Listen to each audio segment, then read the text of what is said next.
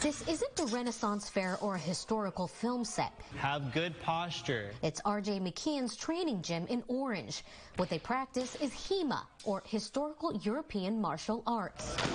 All of the other more traditional martial arts that you know of have living lineages, a master who has passed on his information to his students. But what we're working with are martial arts that effectively died out once guns became popular. Mickey Avila started taking classes here a year ago. There's a lot of my type of nerd here.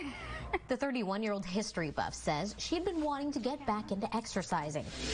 That's when she found an ad on Instagram and walked in. I saw swords and was like, that is so cool, I have to try it, and haven't stopped since. So how do you learn an ancient art form where there's no one alive now who actually does this? This is a good one. It's by a man named Fiore di Liberi. McKeon says these European sword fighting manuals from the 14 and 1500s are considered the Bible in HEMA.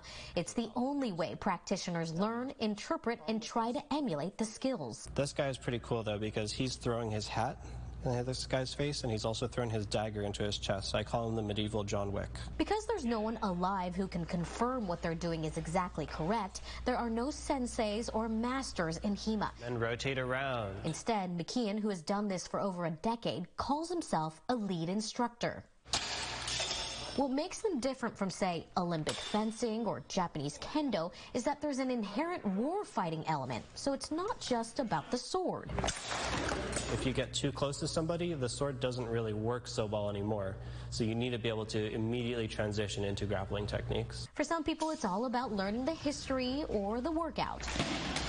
For others, it's about training for tournaments, which have exploded in popularity in the last decade. For Avila, it's a bit of everything. I think the learning keeps me coming back. You never know everything. And no, you're probably never going to use these medieval dueling skills in the real world.